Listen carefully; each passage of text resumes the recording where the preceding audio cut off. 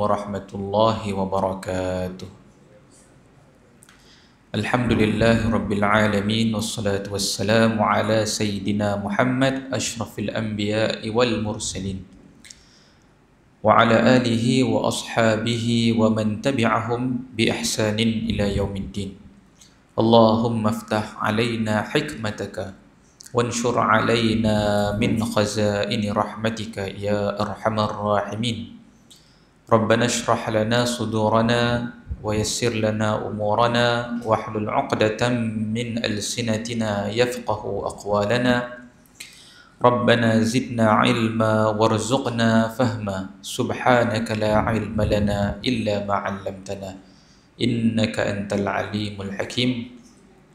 Allahumma ja'alna minal ladzina yastami'una al-qawla fayattabi'una ahsanah. Ya Allah, jadikan kami di kalangan yang mendengar kata-kata yang baik kemudian beramal dengannya sebaik-baiknya. Allahumma amin.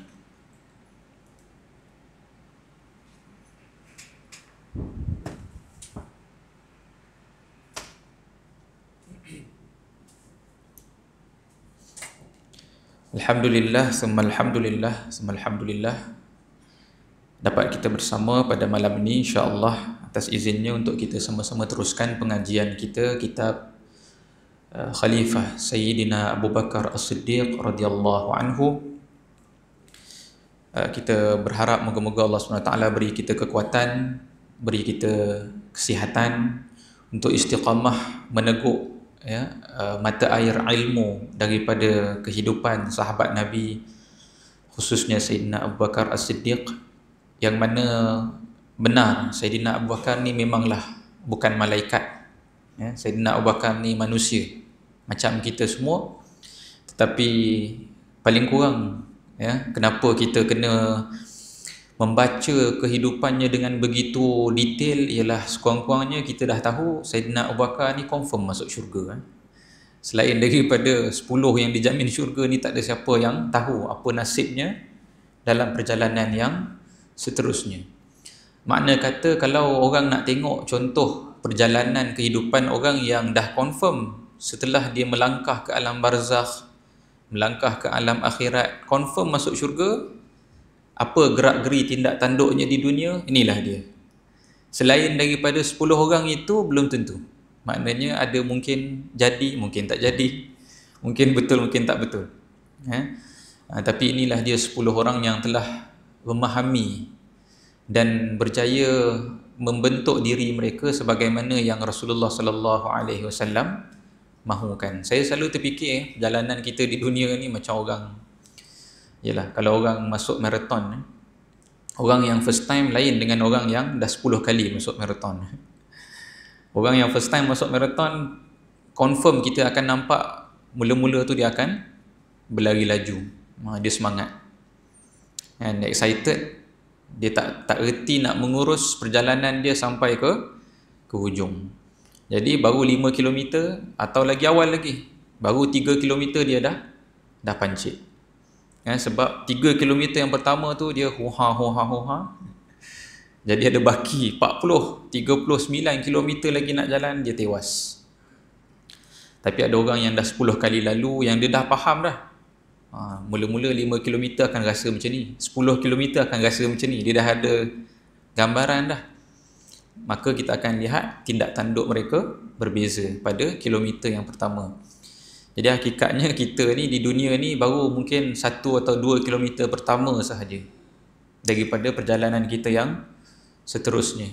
Panjang lagi perjalanan kita. Jadi Rasulullah sallallahu alaihi wasallam membawakan kepada kita syariah ialah untuk mengajar, untuk kontrol your excitement dengan kehidupan ni. Ya, kita hidup, tapi kita nak bentuk satu kehidupan yang membolehkan kita berjalan seterusnya dalam keadaan yang selesa di alam barzakh, di alam akhirat dan sebagainya. Dan ini contoh di depan kita Sayyidina Abu Bakar As-Siddiq, contoh antara contoh terbaik yang Rasulullah sallallahu alaihi wasallam sediakan untuk kita contohi.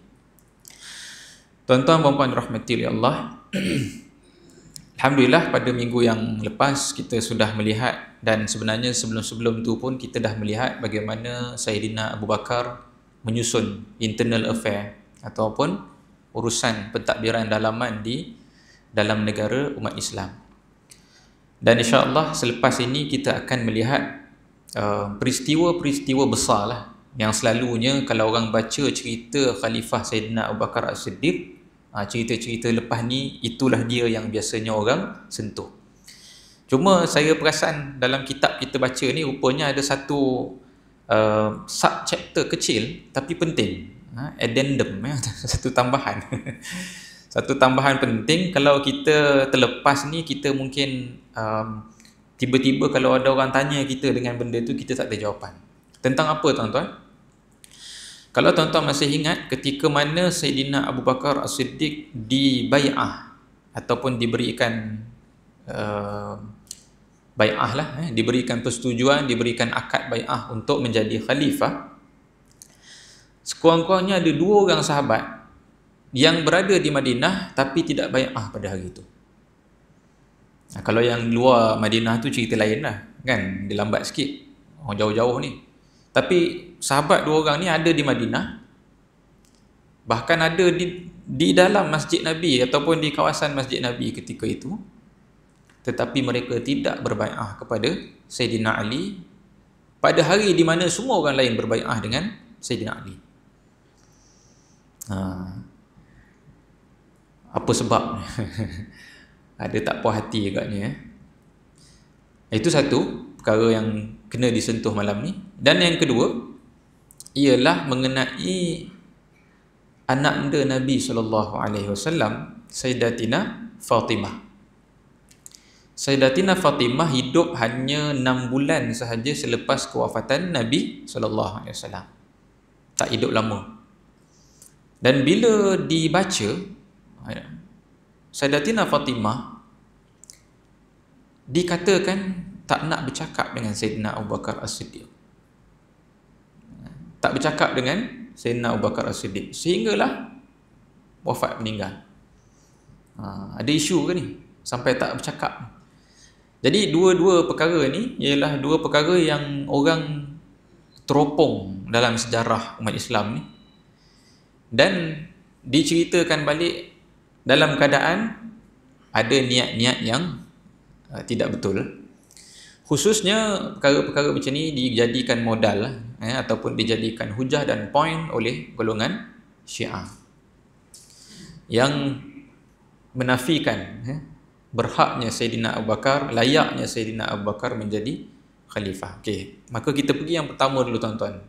Siapa dia 2 orang yang tidak berbai'ah pada hari orang lain semua bai'ah? Siapa tuan-tuan? Kok tuan-tuan ingat cerita tu, lama dah ni mungkin 3-4 bulan lepas punya cerita ni. Hari bai'ah Abu Bakar As-Siddiq ataupun hari pelantikan Sayyidina Abu Bakar As-Siddiq ialah hari yang sama wafatnya Nabi SAW, kan? Nabi wafat lebih kurang sebelum Zuhur waktu duha, kan? Kemudian terus berkumpul sahabat di Saqifah Bani Sa'idah pada hari yang sama, dan pada hari yang sama juga dilantiklah Sayyidina Abu Bakar As-Siddiq. Jadi siapakah dia 2 orang sahabat yang missing dan tidak berbai'ah pada hari itu? Iaitulah Sayyidina Ali bin Abi Talib dan Sayyidina Az-Zubair bin Al-Awwam. Sayyidina Ali bin Abi Talib dan Sayyidina Az-Zubair bin Al-Awwam. Sayyidina Ali siapa dia? Sayyidina Ali sepupu Nabi, juga menantu Nabi SAW. Sayyidina Az-Zubair suami kepada Asma, suami kepada Asma bin Abu Bakar. Juga Az-Zubair ni anak saudara, anak saudara, ada hubungan dengan Nabi SAW. Saya lupa dah, anak saudara tak silap.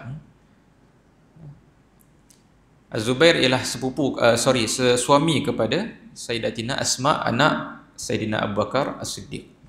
Jadi 2 orang sahabat ni, dan 2 orang sahabat ni ialah 2 orang sahabat yang juga Quraisy. Muhajirin Quraisy. Khususnya Sayyidina Ali pula ialah orang yang sangat dilihat hampir dengan Nabi SAW, kan? Ahli keluarga Nabi, menantu Nabi dan sebagainya. Dan dalam banyak pun kes-kes sebelum ni Nabi SAW mengangkat Sayyidina Ali ni untuk menunaikan kerja-kerja yang penting, kan? Adalah cerita-cerita yang kita dah baca dulu. Jadi kalau orang lain yang tak bai'ah dengan Sayyidina Abu Bakar pada hari itu, mungkin tak jadi cerita sangat.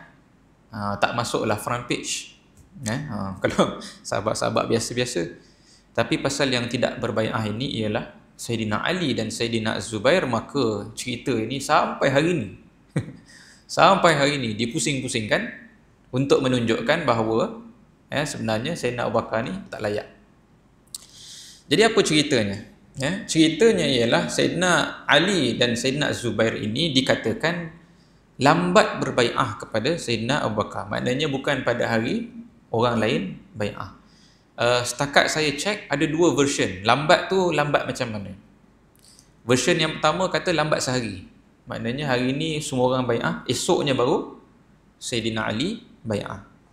Ada version yang mungkin lebih dahsyat sikit, kata 6 bulan lepas tu baru Sayyidina Ali nak bai'ah dengan Sayyidina Abu Bakar. Dan dikatakan dalam version itu 6 bulan tu Sayyidina Ali tak nak solat belakang Sayyidina Abu Bakar. Punya nak kata tak menerima lah kepimpinan Sayyidina Abu Bakar As-Siddiq. Version tersebut lah. Jadi kita akan bacakan dalam ni bagaimana penulis kitab kita baca ini mensyarahkan apakah benar dakwaan ini. Dan jika betul salah satu ni betul, kenapa jadi macam tu? Baik.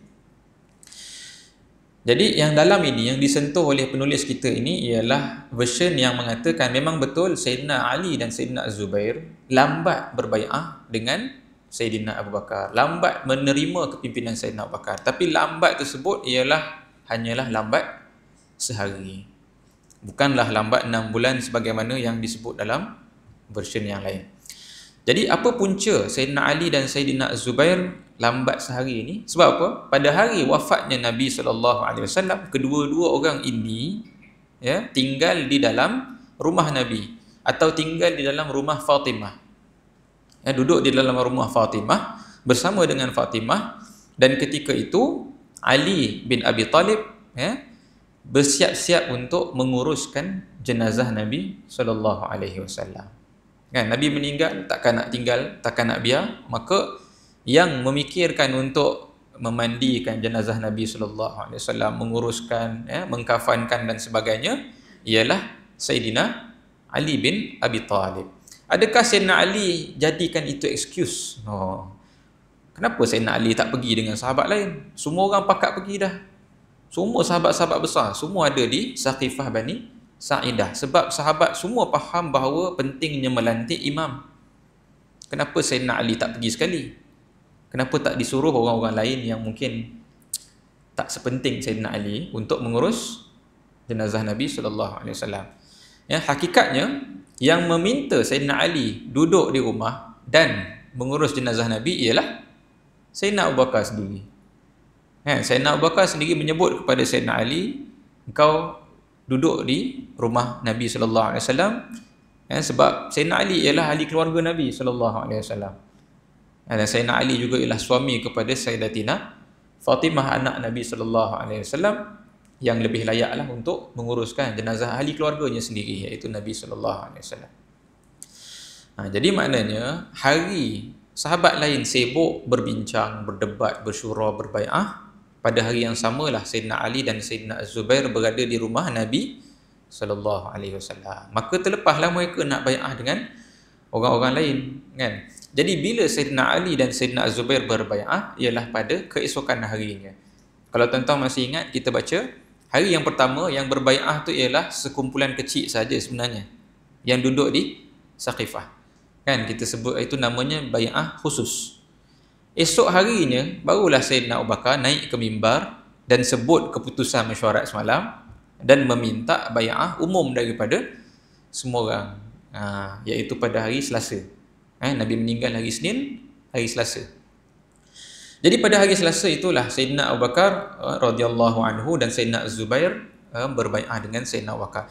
Dan dalam satu riwayat yang dibawa kepada kita dalam kitab ini, Abu Sa'id Al-Khudri radhiyallahu anhu bercerita, apabila Sayyidina Abu Bakar naik ke mimbar, beliau telah melihat wajah-wajah semua orang yang ada di depan, seolah-olah mencari orang lah. Maka ketika itu Sayyidina Abu Bakar tak tak nampak mana dia Az-Zubair bin Al-Awwam. Jadi bermakna Sayyidina Abu Bakar pun concern. Semalam Ali dan Zubair tidak berbai'ah. Kalau orang-orang biasa tak apa lagi tuan-tuan. Tapi sebab Ali dan Zubair ialah orang penting. Orang penting. Kalau tak bai'ah, bukan Abu Bakar sahaja yang pelik, orang lain pun akan pelik. Dan ini boleh mengundang polemik. Jadi bila Sayyidina Abu Bakar cari mana dia Az-Zubair, tak nampak, maka orang pun panggil. Mungkin belakang-belakang sikit duduk, maka dipanggillah Az-Zubair. Maka datanglah Az-Zubair kepada Sayyidina Abu Bakar. Lalu Jadi lalu Abu Bakar berkata, ya ibna ammati Rasulullah sallallahu alaihi wasallam, wahai anak kepada makcik Rasulullah sallallahu alaihi wasallam. Maknanya apa? Sepupu jugalah. Kan? Az-Zubair ni sepupu juga kepada Nabi sallallahu alaihi wasallam. Wa hawariyahu, dan pengikut Nabi yang setia. Wahai Az-Zubair, maknanya Sayyidina Abu Bakar manggil dengan gelaran yang memuliakan. Ni maknanya tanda, bukan nak gaduh, bukan tak puas hati. Sebab selalu cerita-cerita kita baca macam seolah-olah tegang di antara orang yang kita baca ni. Jadi bila kita baca dalam hadis ni sebut, Abu Bakar sebut wahai sepupu Nabi, wahai pengikut Nabi yang setia. Cuma Abu Bakar tanya soalan yang serius selepas itu. Aturidu an tashqa asal muslimin? Adakah engkau ingin memecahkan kekuatan umat Islam? Maknanya kalau tak nak bai'ah dengan aku, tak terima aku jadi khalifah, nak buat kelompok lain, buat puak lain, pecahkan umat Islam. Soalan ini mungkinlah, kemungkinan besar bukanlah soalan tak puas hati. Tapi soalan untuk orang lain dengar dan nak mengajar kepada orang lain bahawa Zubair takkan buat sedemikian. Dan memang betul. Apa jawapan Az-Zubair? La tathriba alayka khalifata Rasulillah. Jangan cakap macam tu. Jangan cakap macam tu, wahai khalifah Rasulullah sallallahu alaihi wasallam. Faqama Az-Zubair fabaya'a Abu Bakr. Maka Az-Zubair pun berdiri pegang tangan Abu Bakar dan berbai'ah. Maknanya tidak ada isu. Az-Zubair faham walaupun tidak hadir mesyuarat, tetapi Az-Zubair faham mengapa Sayyidina Abu Bakar lah orang paling layak. Tidak ada niat Az-Zubair untuk menandingi atau mempertikai pelantikan Sayyidina Abu Bakar As-Siddiq. Kemudian kata Abu Sa'id yang bercerita ni, nazara Abu Bakrin fi wujuhil qaum. Abu Bakar pun pandang lagi, mencari siapa pula seorang lagi. Tak nampak mana dia Sayyidina Ali bin Abi Talib. Maka dipanggillah Sayyidina Ali, maka datanglah Sayyidina Ali berkata kepadanya Sayyidina Abu Bakar, ya ibna ammi Rasulillah, wahai sepupu Rasulullah sallallahu alaihi wasallam, dan wahai menantu Rasulullah sallallahu alaihi wasallam, aturidu an tashqa asal muslimin? Adakah kau ingin memecah belahkan kekuatan umat Islam sebab tak nak terima aku? Maka jawapan Sayyidina Ali pun sama, la tasriba alayka ya khalifata Rasulillah. Jangan cakap macam tu, wahai khalifah Rasulullah. Maka Ali pun berdiri dan berbai'ah kepada Sayyidina Abu Bakar As-Siddiq radhiyallahu anhu. Jadi dialog ni tuan-tuan walaupun nampak simple, sangat penting sebenarnya untuk menjernihkan kekeruhan sangkaan-sangkaan orang terhadap dua orang sahabat ni. Sebab kalau kita baca tuduhan-tuduhan orang yang menceritakan dia berdua ni tak puas hati, tak nak terima Sayyidina Abu Bakar, biasanya tak dibawa dialog yang ini. Sehingga kan ini dalam yang tadi saya baca tu hadis dalam sahih Muslim. Sahih Muslim. Ketika Imam Muslim menulis hadis ini ataupun nak kumpul hadis ni letak dalam kitabnya, Imam Muslim macam nak double confirm, betul ke macam ni? Betul ke dialog tu berlaku macam ni? Sebab memang cerita-cerita yang sampai tu susah, maknanya ini cerita dalam sejarah, kita pun tak tahu. Ni saya baca pun, kalau tanya saya 100% ke percaya, yalah mana kita tahu, kita tak ada masa tu kan. Kita terpaksa berpegang dengan cerita yang sampai pada kita. Kalau tengah-tengah tu ada orang tambah cerita bohong sikit, sampai pada kita tu bohong lah dia. Jadi samalah bila sampai pada Imam Muslim, Imam Muslim ni cuba nak make sure betul ke cerita yang sampai ni. Jadi ini disiplin Imam Muslim dan disiplin Imam Bukhari. Mereka ni punya scrutinize dahsyat tuan-tuan. Saya pernah dengar cerita orang kata Imam Bukhari ni bukan Imam Muslim, Imam Bukhari, dia punya scrutinize dan dia punya ingat semua orang yang sampaikan cerita tu pada dia tu Hatta perbezaan kecil-kecil pun dia akan ingat. Maknanya Imam Bukhari ni kalau jumpa tuan-tuan, dia boleh sebut, tuan misalnya makan roti canai bila pada 4 tahun yang lepas, di mana, pada waktu pukul berapa, dia boleh sebut. Itu tahap memori dia. Tanpa perlu kepada kertas-kertas untuk rujuk. Itu mungkin daripada kecil budayanya. Ni orang Uzbek. Sampai ke hari ni, saya baru ni pergi UK, saya jumpa seorang guru lah. Orang rumah saya tengah belajar perubatan Ibn Sina. Jadi guru dia ni duduk di UK, tapi dia asal Uzbek. Jadi dia ajar kitab Ibn Sina. Orang rumah saya belajar online daripada jauh. Saya tanya pada dia, macam mana dia boleh belajar macam ni. Dia kata, kami kat Uzbek benda ni biasa. Tak percaya, tengoklah dulu-dulu Imam Bukhari daripada Bukhara kan, daripada Samarkand dan sebagainya. Jadi biasa dengan ilmu macam tu. Jadi sama dalam cerita ni, bila Imam Muslim dapat hadis ni, nak masuk ni, nak masuk ke tidak dalam kitab, maka Imam Muslim pergi berjumpa dengan gurunya, syekhnya gurunya, iaitu Ibnu Khuzaimah. Gurunya pun penulis kitab sahih juga, iaitu Sahih Ibnu Khuzaimah. Ini guru kepada Imam Muslim. Sebab apa? Nak double check dengan hadis ni. Pentingnya hadis ni sampai Imam Muslim nak double check. Maka Imam Muslim pun bacakan hadis yang dia dapat ni, yang tadi kita baca tadi tu. Dia baca kepada Ibnu Khuzaimah.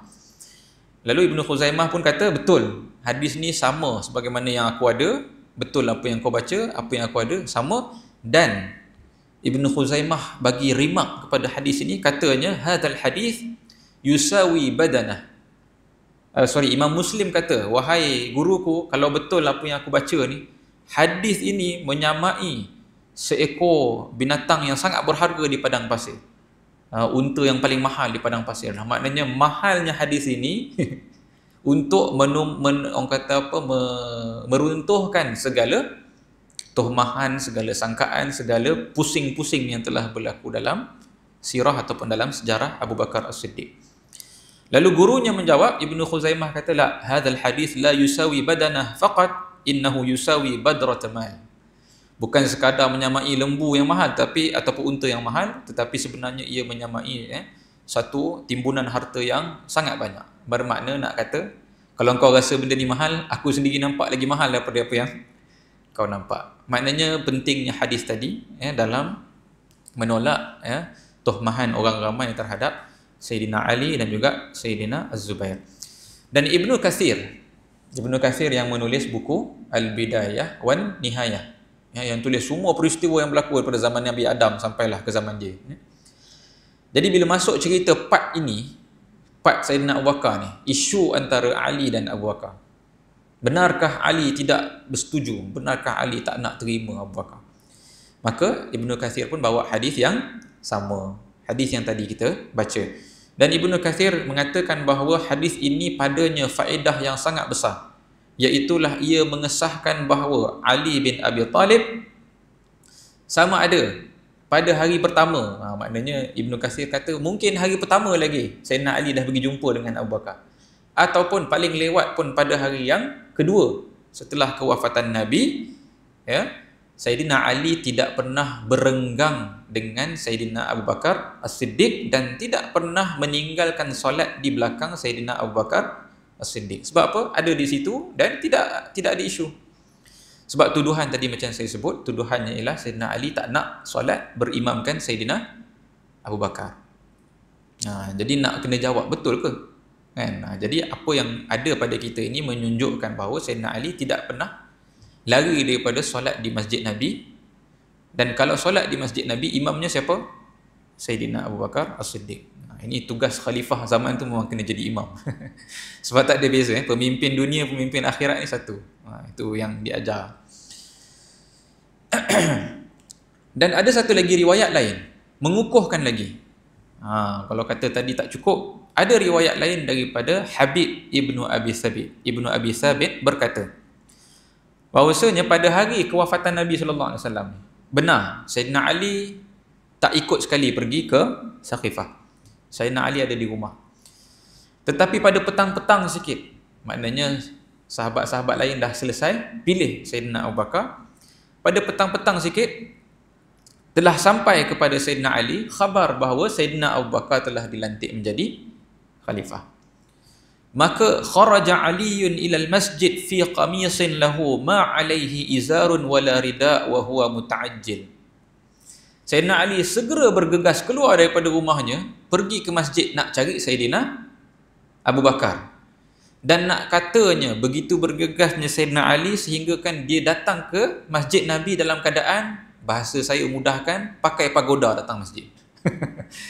Dia dalam ni sebut qamis ma alaihi izar wala rida, tak pakai jubah luar, tak pakai apa rida dan sebagainya lah, sebab biasanya sahabat akan pakai lengkap, tapi bila balik rumah tinggal pakaian dalam lah, innerwear lah, bahasa kita pakai pagoda lah.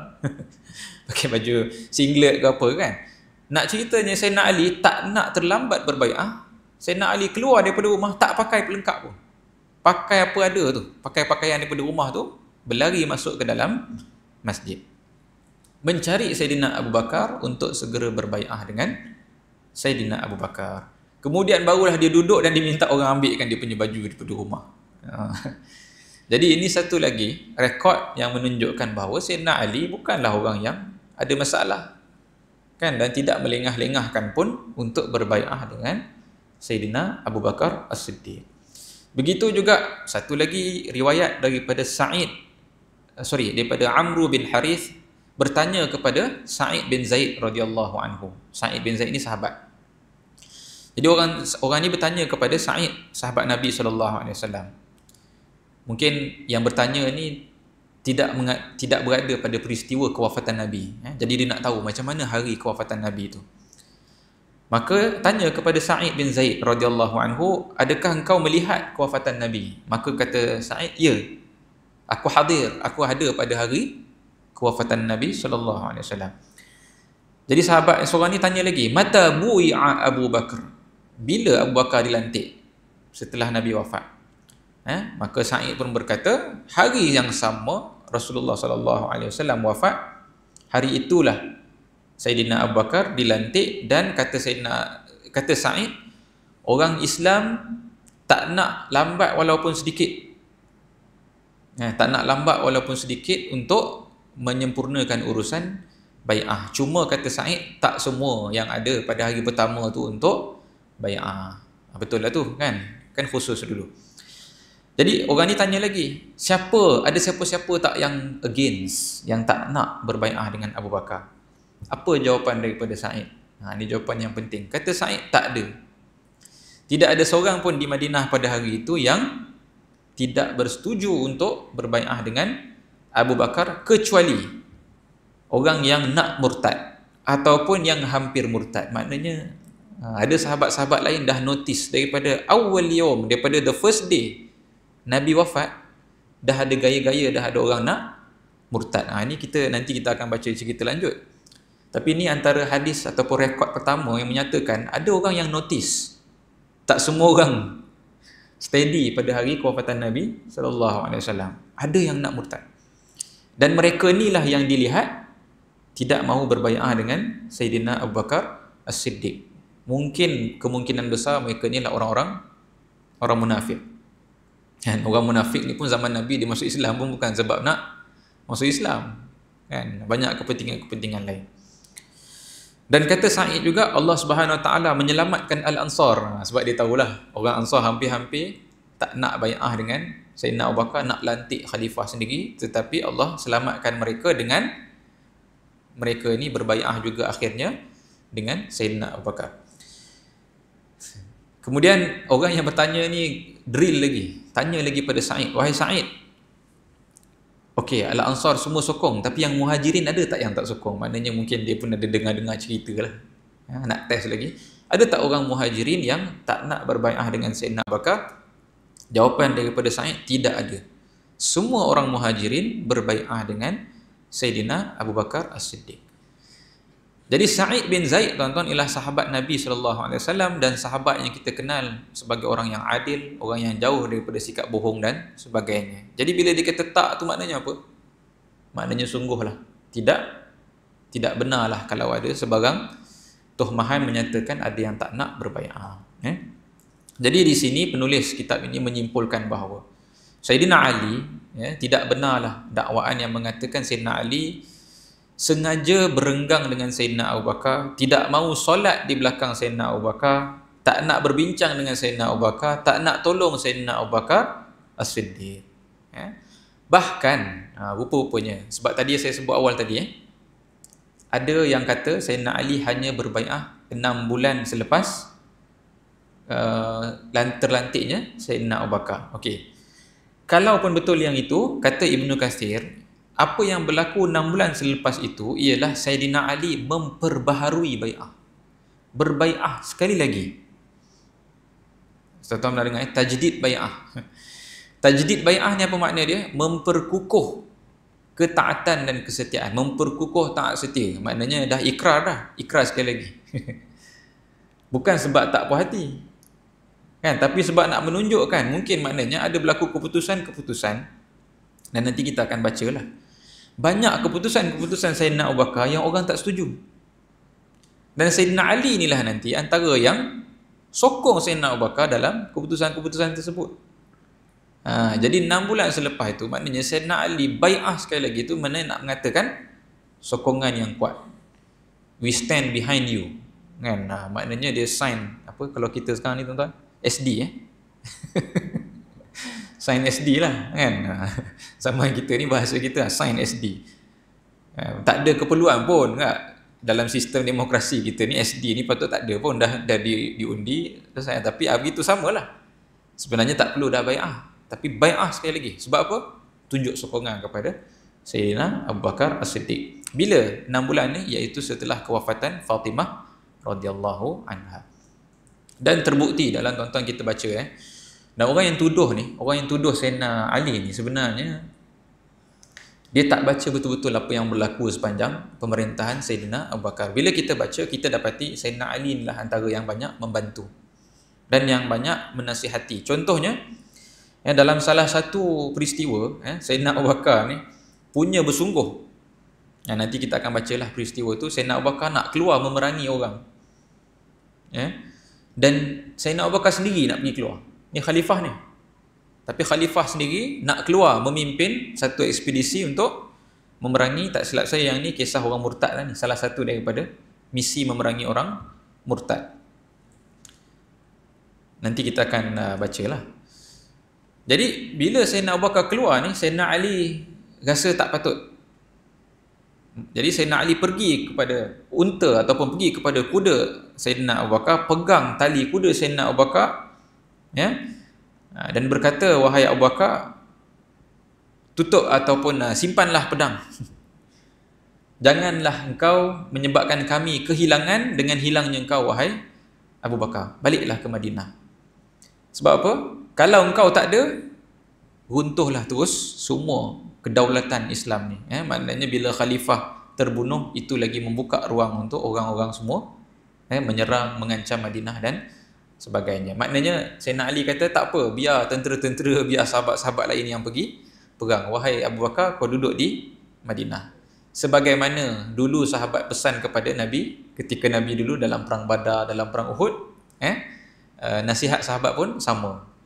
Ya Rasulullah, kalau kami terbunuh tak apa, tapi jangan kau terbunuh ya Rasulullah. Kalau kau terbunuh, habis, end of story. Biar kami yang selesaikan kerja ni. Jadi kalaulah Sayyidina Ali betul ada tak puas hati dengan Sayyidina Abu Bakar, betul nak ganti, nak ambil tampuk kepimpinan Sayyidina Abu Bakar, baik Sayyidina Ali biar aja Abu Bakar pergi, betul tak? Biar syahid. Jadi boleh aku ganti, sebagaimana yang didakwa oleh setengah pihak. Tapi Sayyidina Ali membuktikan di sini bahawa Sayyidina Ali sayang kepada Sayyidina Abu Bakar, hormat kepada Sayyidina Abu Bakar, dan nak menjaga keutuhan Sayyidina Abu Bakar itu, maka minta balik ke Madinah. Jadi ini pun satu bukti yang menunjukkan bahawa Sayyidina Ali tidak pernah ada ketamakan kepada kuasa tersebut. Dan sini tuan-tuan, saya nak sebut juga kenapa orang-orang Syiah dia beria juga. Sebab ini tambahan lah, tak ada dalam kitab. Orang Syiah ni dia banyak menggunakan nas-nas, banyak menggunakan hadis, banyak menggunakan ayat Quran, dan mereka tepek kepada Sayyidina Ali hadis dan ayat Quran ni untuk memenangkan Sayyidina Ali ke atas Abu Bakar, Umar dan sebagainya. Sedangkan nas tersebut, pertamanya bila kita baca dia punya asbab nuzulnya, kenapa nas tu, kenapa ayat tu turun, kenapa Nabi sebut macam tu, tak ada kena mengena pun dengan soal siapa nak jadi pengganti Nabi SAW. Kan? Nabi memang ada banyak puji Sayyidina Ali, dalam banyak hadis ada banyak. Nabi kata Ali begini, Nabi kata Ali begini sebagainya. Tapi pujian-pujian ini bukan sebab Nabi nak kata kena ambil Sayyidina Ali menjadi pengganti sesudah daripada dia. Kan? Jadi masalah kat sini apa? Masalah orang Syiah ialah dia mengguna pakai nas semata-mata. Dan kita tahu itu bukanlah pun sebenarnya dia punya niat, tapi niat dia nak memenangkan tokoh yang mereka nak, lalu menggunakan hawa nafsu, menunggang dalil untuk memperbetulkan memilih apa dia punya pandangan. Sedangkan kita faham hari itu sahabat semua faham bila nak lantik pemimpin dia bukan pakai nas semata-mata. Sebab kalau cari nas, tak ada nas yang kata Nabi suruh sekian-sekian jadi khalifah, tak jumpa. Nabi tak pernah namakan sesiapa pun sebagai khalifah. Kalau nak kata puji sahabat, banyak. Nabi puji Abu Bakar, Nabi puji Umar. Bahkan Nabi minta Abu Bakar jadi imam. Kalau nak kata paling-paling hampir lah. Dalil paling hampir Nabi nak tunjuk pengganti, itulah kalau ada pun. Kan? Nabi kata, wahai Abu Bakar, imamkan solat, ganti aku. Itu kalau nak kata paling hampir. Tapi still Nabi tak sebut jelas bahawa engkaulah penggantiku selepas ini, tak ada. Dan sahabat faham kenapa Nabi buat macam ni. Sebab dalam Islam banyak perkara-perkara bukan semata-mata perlu kepada nas. Sebab keadaan berubah, keperluan manusia berubah, maka perlu kepada ijtihad. Perlu lihat suasana, perlu lihat keperluan, perlu lihat di sana, orang kata istilahnya maqasid, tujuan-tujuan nak memenuhi kepentingan yang diperlukan oleh manusia. Keadaan selepas Nabi wafat tak sama dengan keadaan sebelum Nabi wafat. Sebelum Nabi wafat tak ada gaduh orang Ansar dan Muhajirin. Sebelum Nabi wafat tak ada cerita orang-orang yang jauh-jauh ni nak keluar daripada Islam, tak ada. Hari Nabi wafat dah dengar benda-benda ni. Jadi keadaan berubah, realiti berubah. Sayyidina Abu Bakar datang ke Saqifah berbincang dengan mengambil kira realiti ni. Realiti ni tak ada dalam nas. Belum lagi.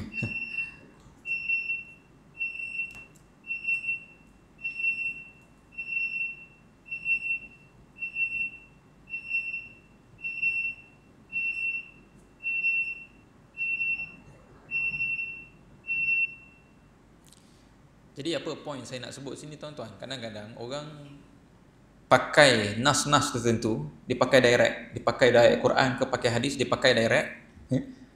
Kemudian dia kata, oh Islam suruh macam ni. Sahabat pun sebenarnya tak pernah faham macam tu. Sahabat akan cuba memahami kenapa, akan memahami apa tuntutan di sebalik nas-nas ini, dan selarikan dengan maslahat keperluan manusia. Sebab tak mungkin Allah perintah sesuatu dalam nas bercanggah dengan maslahah yang valid dalam kehidupan manusia. Mustahil. Sebab itu Imam Ibn Qayyim sebut, di mana ada maslahah, di situlah ada syariah. Kalau awak kata macam ni pada syariah, tiba-tiba dia bercanggah dengan keperluan manusia, kebaikan untuk manusia, makna salah lah tu awak faham. Kan? Jadi ini perkara yang membezakan, antara perkara besar yang membezakan kita dengan orang-orang Syiah. Sebab tu saya nak kata beza kita dengan Syiah ni bukan beza benda kecil-kecil, beza benda-benda fundamental. Tu kalau ada orang cuba nak kata maknanya oh tak ada apa sangat beza kita ni, tu saya rasa pelik sikit. Minta maaf lah saya sebut ni, memang pelik. Baik, tamat satu cerita lah. Jadi tamat satu kontroversi. Maka lepas ni kalau tuan-tuan ada terbaca mana-mana katanya Sayyidina Ali tak puas hati, Sayyidina Abu Bakar tak mendapat sokongan penuh, tidak ada sokongan yang convincing, formidable, don't have the numbers, tidak, sebenarnya Sayyidina Abu Bakar disokong penuh. Baik, yang terakhir pada malam ni ialah cerita Sayyidatina Fatimah tadi. Betul ke Sayyidatina Fatimah pun tak puas hati dengan Sayyidina Abu Bakar? Baik, di sini ada dua benda. Yang pertama, ada kisah di mana Sayyidatina Fatimah datang kepada Sayyidina Abu Bakar selepas Rasulullah wafat. datang dengan satu permintaan dan permintaan ini ditolak oleh Sayyidina Abu Bakar. Sayyidatina Fatimah datang minta sesuatu untuk kelangsungan hidup, Sayyidina Abu Bakar tolak. Ini punca kenapa setengah kata, maknanya inilah sebab Fatimah tak puas hati. Kemudian selepas daripada tu, selepas ditolak tu, kebanyakan orang kata Sayyidatina Fatimah dah tak bercakap dengan Sayyidina Abu Bakar sampailah meninggal 6 bulan lepas tu.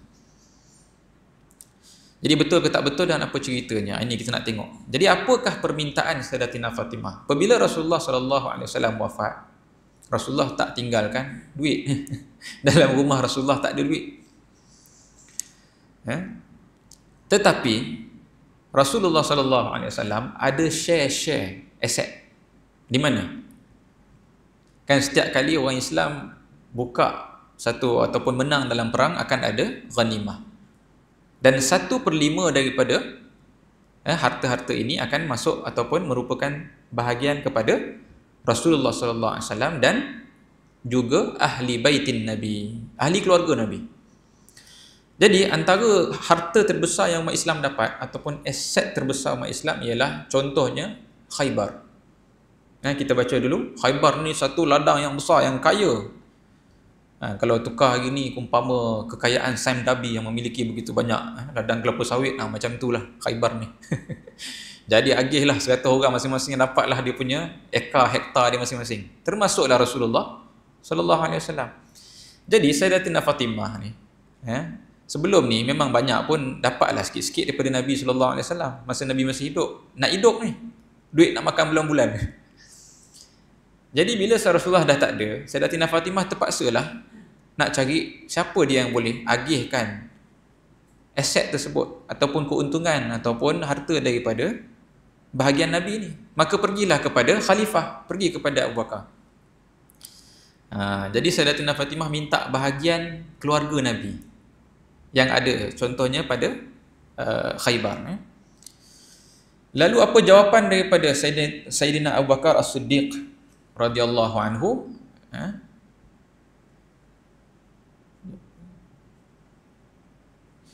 Sayyidina Abu Bakar As-Siddiq menyebut, aku mendengar Nabi SAW menyebut. Maknanya Sayyidina Abu Bakar sebut satu hadis. Dan hadis ini tak pernah diketahui oleh Sayyidatina Fatimah. Apa hadisnya? Kata Sayyidina Abu Bakar, berkata Rasulullah SAW, nahnu la nuras. Nahnu la nuris. Kami tidak mewarisi. Ada setengah riwayat kata kami para nabi-nabi tidak mewarisi ataupun tidak mewariskan. Ma tarakna sadaqah. Apa yang kami tinggalkan, kalau ada harta yang berbaki, itu semua jadi sedekah. Ni hadis daripada Nabi SAW. Jadi kata Sayyidina Abu Bakar kepada Fatimah, itu ialah hadis, itu ialah kata-kata Nabi. Maka aku sendiri tidak akan beramal melainkan apa yang Nabi SAW amalkan. Aku tak akan beri apa yang Nabi tak beri, dan aku tak akan tinggalkan apa yang Nabi tidak tinggalkan. Maknanya Sayyidina Abu Bakar nak berpegang dengan apa yang Nabi SAW sebut. Jadi berdasarkan hadis tersebut, bermakna kalaupun ada lagi bahagian Nabi di Khaybar, itu semua dah jadi sedekah, dah bukan lagi milik keluarga Nabi. Maknanya tak ada apalah nak bagi pada Fatimah.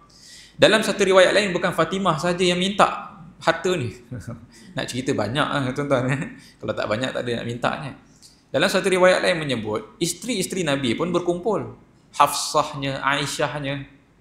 Sebelum ni Nabi yang bagi duit poket bulan-bulan nak beli barang sebagainya. Ni Nabi dah tak ada. Siapa nak bagi duit? Maka isteri-isteri Nabi ni dikatakan berkumpul. Ini diceritakan oleh Aisyah sendiri. Isteri-isteri Nabi berkumpul, jumpa dengan Uthman bin Affan. Sebab apa? Minta jadi juru cakap. Nak cakap dengan Abu Bakar direct, segan. Jadi minta pada Uthman bin Affan. Uthman bin Affan ni kira panggil apa kalau dulu pernah beripar lah kan. Uthman pernah berkahwin dengan anak Nabi juga kan. Pernah jadi menantu Nabi. Jadi minta tolong Uthman bin Affan cakap dengan Sayyidina Abu Bakar, tolong mintakan bahagian daripada share Nabi di Khaybar, di tempat-tempat lain dan sebagainya. Jadi sama juga Bila Osman berjumpa dengan Abu Bakar jawab dengan jawapan yang sama. Kan? Dalam versi yang lain Sayyidina Abu Bakar sebut Nabi SAW pernah bersabda, la yaqtasimu warathati dinaran.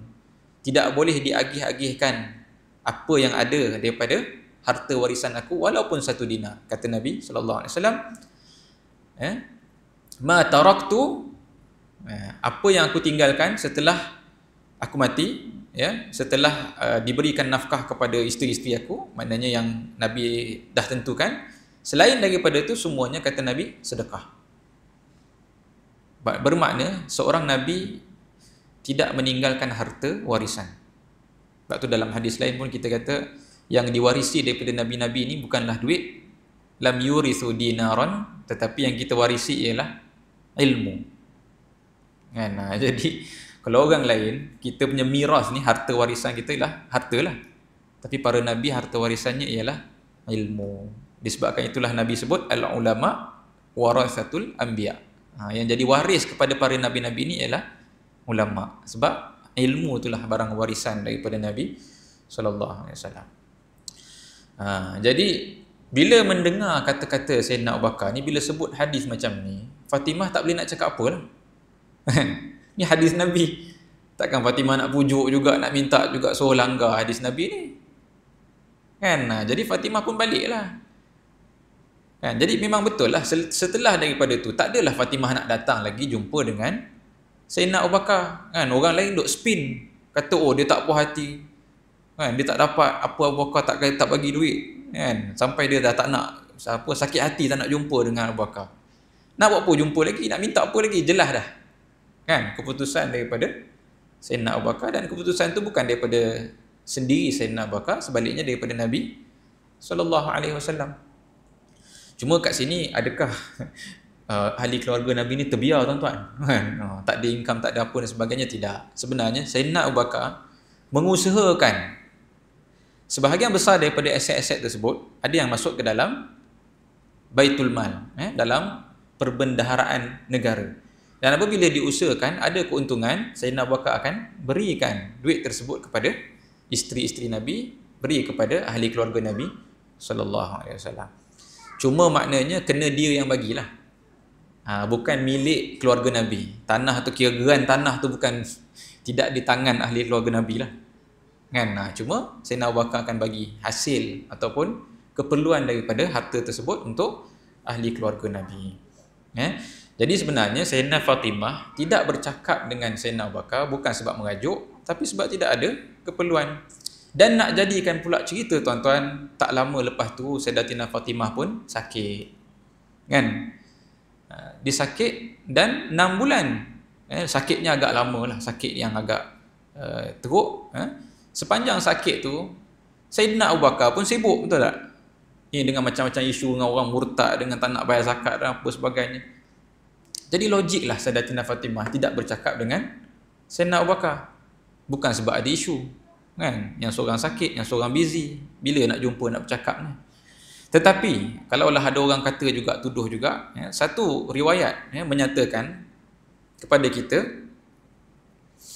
daripada Al-Baihaqi menyatakan bahawa pada penghujung hidup Sayyidatina Fatimah, Sayyidina Abu Bakar bila dapat tahu Fatimah ni sakit teruk, Sayyidina Abu Bakar pergi ziarah.